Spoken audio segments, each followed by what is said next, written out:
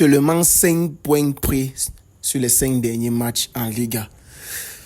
C'est dur, je ne sais pas ce qui se passe. Salut la communauté foot, salut la communauté Barça. Débrief Real Betis ou bien Betis Séville, comme vous voulez, face au FC Barcelone qui s'est soldé sur un score de 2 buts partout. On a encore choc. Encore, qu'est-ce qui ne va pas? Contrairement aux autres matchs où tu ne sais pas ce qui ne va pas, ou bien tu n'as personne ce qui tapait aujourd'hui, là vraiment, il y a des choses à dire.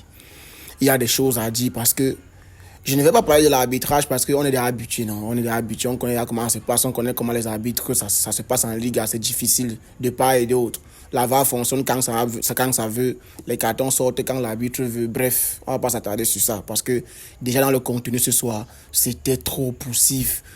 Donc on se dépensait trop. Tu as l'impression que les joueurs, c'est pas possible. Bref, avant de commencer les gars, comme d'habitude, likez, partagez, commentez, surtout abonnez-vous, activez la cloche de notification pour ne pas rater les prochaines vidéos. Voilà, donc je vais commencer par la composition d'équipe. La composition d'équipe, Hansi Flick est venu avec son 11 type. Il est venu avec le 11 type, genre le meilleur 11 possible. Il y avait des rumeurs dans la presse comme quoi Pedri va être mis sur le banc au profit de Gavi et tout, mais ça n'a pas été le cas. Pedri a été titulaire aujourd'hui aux côtés de Casado, comme d'habitude.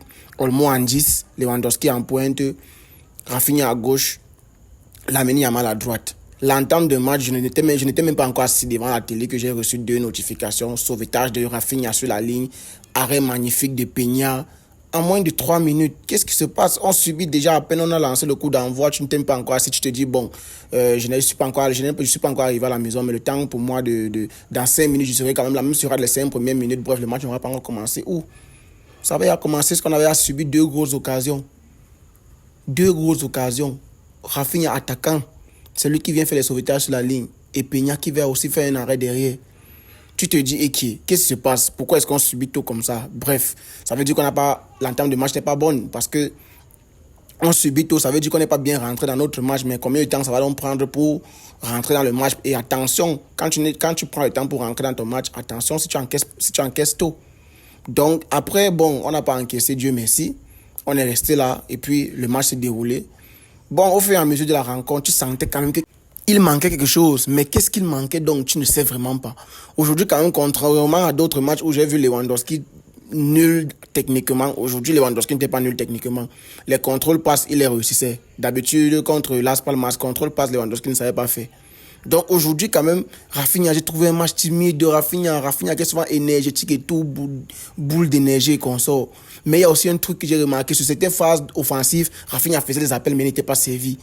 Balde a fait un très bon début de match, il fait souvent ses PSC longitudinales là, c'est intéressant, il se crée les espaces et tout.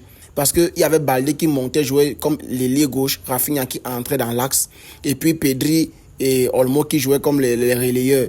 Donc ça faisait une sorte de 3-3-4. Voilà, si on peut dire ça comme ça, parce qu'il y avait Rafinha en 10, Lewandowski en 9, et Yamal à droite et Alejandro Balde à gauche. Donc on avait une sorte de 3-3-4. Animation offensive, mais défensivement, Balde nous fait beaucoup de bien avec sa rapidité. D'ailleurs, on a vu comment quand il est sorti, on a encaissé derrière. Ça venait de son côté. Hector Ford, sur son côté, ça a été très compliqué. Hector Ford, c'était trop compliqué. Il est lent. La sortie de Balde, oui, c'est bien beau de penser au match de mercredi face à Dortmund. Mais les gars, c'est étape par étape, c'est match par match. On joue samedi, on a le temps pour mercredi.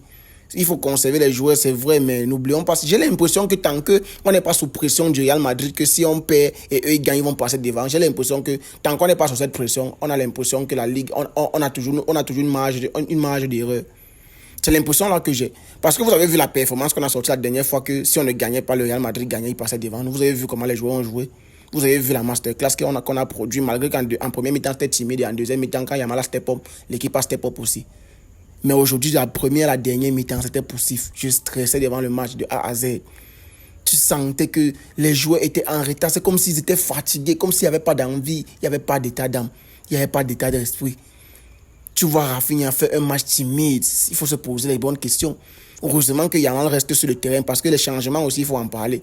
Et déjà, Hansi Flick, qui est quelqu'un que il est presque sans émotion, sans sentiment. C'est quelqu'un que tu vas rarement voir qu'il exprime ses émotions. Il a toujours un visage carré, serré. Il n'exprime pas sa joie ni sa peine. Mais aujourd'hui, on n'a pas montré à la télé ce qui s'est vraiment passé, mais il a pris un carton rouge. Ça veut dire que sûrement il a râlé, ou bien il a mal parlé, ou bien il a dit un gros mot à l'arbitre. sur l'action du penalty. Parce que je ne vais pas revenir sur les choses de Las Palmas, on avait piétiné Koubassi, le sang sortait, même on n'a pas donné penalty. Les matchs se suivent, ne se ressemblent pas. Aujourd'hui, c'est nous qui faisons la faute. De Jong qui fait la faute. Aujourd'hui, le penalty est mérité. Le numéro 9 de Betis Séville, aujourd'hui, fait trop de grosses fautes sur nos joueurs et il s'en sort toute la rencontre sans le moindre carton jaune. Expliquez-moi comment c'est possible. Et aussi, on se faisait attraper beaucoup de fois hors jeu. Je crois qu'on a été plus hors jeu que Betis aujourd'hui. Je ne sais même pas s'ils ont été hors jeu plus de 2 fois. Je ne pense pas. Mais nous, on a été hors jeu plusieurs fois. Tu sentais qu'il y avait quelque chose qui n'allait pas. Je ne sais vraiment pas. Mais on réussit à ouvrir le score derrière. Magnifique combinaison. Yamal, Pedri, ça tombe sur Koundé. Centre rasant. Tape in de Lewandowski. Facile, carré. Plat du pied, sécurité. Et là, tu te dis, voilà les gars, parce qu'au début de la rencontre, tu as l'impression que le Barça prend son temps. Ils se disent que non, la rencontre est longue, on prend notre temps, on va arriver, on ne se laisse pas découvrir, on étudie l'adversaire, au moment de piquer, on va piquer. Mais ça durait déjà très longtemps. J'étais déjà impatient que mais les gars, on les a assez étudiés, on a assez fait circuler le ballon et tout. Soyons maintenant tranchants, cherchons la verticalité, cassons les lignes et claquons le but qui va nous mettre en confiance. Et on claque ce but. Et tu vois que ça arrive quand on joue vite, en une touche de balle. Tout le monde a joué en une touche de balle, que ce soit Yamal, Pedri, Koundé et Lewandowski. Tous ont joué en une touche de balle. Et c'est comme ça qu'on conclut et on ouvre le score. Quand on ouvre le score, voilà, on se dit que voilà, maintenant on va piétiner Séville. On est à l'extérieur, oui, mais on va rouler sur l'adversaire et tout. Malheureusement, quand on part même à la mi-temps, dès qu'on revient au retour des vestiaires, tu sens l'équipe est éclatée. L'équipe est claquée au sol, nul à chier. On courait derrière la balle, c'était poussif. Tu sens, c'est même à la limite, c'est Betis même qui a été faible. Sinon, on perd ce match. On perd ce match, même 4-1. Betis s'est procuré des occasions en début de deuxième période. On passait le temps à courir derrière la balle. On avait l'air fatigué, en retard, lent et tout. Tu te dis que, mais les gars, on subit déjà beaucoup. Temporisez, calmez-vous, prenez votre temps, faites cycler la balle. On n'arrive même plus à sortir les balles. Dès que Betis se procure une occasion, le temps qu'on montre le ralenti, et pourtant, on est censé jouer les 6 mètres. Le temps qu'on montre le ralenti et on revient sur le live, ce n'est plus nous qui avons encore le ballon. Comment c'est possible? On était censé avoir le 6 mètres. Comment se fait-il qu'à peine le ralenti finit, ce n'est plus nous qui avons le ballon? On a perdu ça à quelle heure? Donc ça veut dire qu'on n'a pas pu aligner 3 passes et on n'a même pas pu sortir du pressing du Betis pour se retrouver dans le moitié de terrain. Tu te posais mille et une questions que mais qu'est-ce qui se passe les gars? On n'arrive même plus à sortir les ballons. On n'arrive plus à presser. On est en retard, on est là, on a l'air fatigué et tout. Mais on subissait et à chaque fois, Betis trouvait tout le moyen de rater. Tom, tu te demandais comment il faisait pour être aussi nul. Et on se disait que peut-être la chance tourne de l'autre côté. On n'est pas bien dans le match, mais peut-être on va quand même s'en sortir. Sauf qu'il a fallu que les changements se fassent. Déjà que Hansi Flick est sorti sur un carton rouge, mais avant même qu'il ne sorte, c'est lui qui effectue les changements. C'est vrai que même quand il n'est toujours pas sur le banc de tout, c'est toujours lui qui effectue les changements. Mais là, il effectue les changements. Et effectivement, il fallait qu'on fasse les changements parce qu'on subissait énormément. Mais les changements qu'on a fait là, pour moi, ce n'était pas l'heure de les faire. Tu ne veux pas tourner la rencontre ou bien put la rencontre to bed. Ça, j'ai sécurisé la rencontre et tu me fais entrer Ferran Torres et De Jong. De Jong qui fait semblant de presser. Ferran Torres qui ne connaît pas se positionner. Ça, c'est impossible, ça. Tu ne peux pas vouloir sécuriser la rencontre et c'est eux que tu fais entrer. J'attendais voir un Gavi au milieu du terrain pour apporter plus de dynamisme, plus d'énergie, plus d'impact. Pas un Frenkie de Jong qui fait semblant de barrer. Non. Ferran Torres, nul. Oui, il a marqué aujourd'hui, mais il était hors jeu. Quand je dis il était hors jeu, c'est du genre, c'est plus le défenseur du Betis qui ne se positionne pas que Ferran qui connaît se positionner. Parce que ses positionnements sont hasardeux. Ses positionnements sont très hasardeux. Il ne se contrôle pas, il ne se maîtrise pas. Tu vois même d'abord, même quand il est hors jeu, même cadré, ça le dépasse. Il a vraiment fallu que Yamal soit à la 5. Si Yamal n'était pas là, on perdait cette rencontre. Et c'est aussi parce que Betis a été beaucoup inefficace. Sinon, on perdait encore la rencontre, encore plus. Sur un score humiliant même. On a été très mauvais ce soir. Très, très mauvais. De Jong entre au moment de la contre-attaque. Tu le vois sprinter. Tu te dis, voilà, De Jong au moins fait les efforts défensifs. J'espère quand même qu'il va essayer de, je sais pas, se maîtriser, essayer d'éloigner l'adversaire ou bien d'effrayer l'adversaire. Mais par partie, déjà, il y a d'abord la poussette au niveau du haut. Mais ça, c'est négligeable. On peut ne pas siffler. Mais quand tu pars piétiner jusqu'à enlever les godasses de l'adversaire, mon gars, ça va se siffler. Et quand on donne le carton rouge à Flick, je sais vraiment pas ce que c'est dit, mais j'ai cru que c'est à De Jong qu'on avait donné. De Jong prend le jaune sur cette occasion.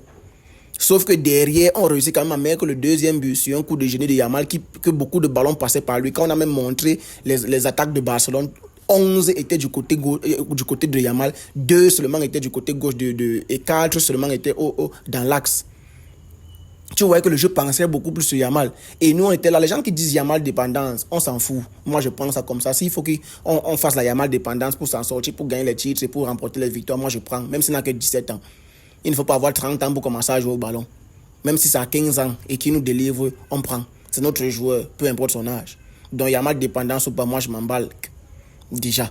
Donc, heureusement qu'il était là. C'est lui qui créait la différence. Les ballons passaient par lui, toujours par lui, toujours par lui. Et il essayait de chercher les centres, les passes en profondeur, les passes cachées et tout. Sauf qu'il y avait un Ferran devant qui ne connaît pas se positionner.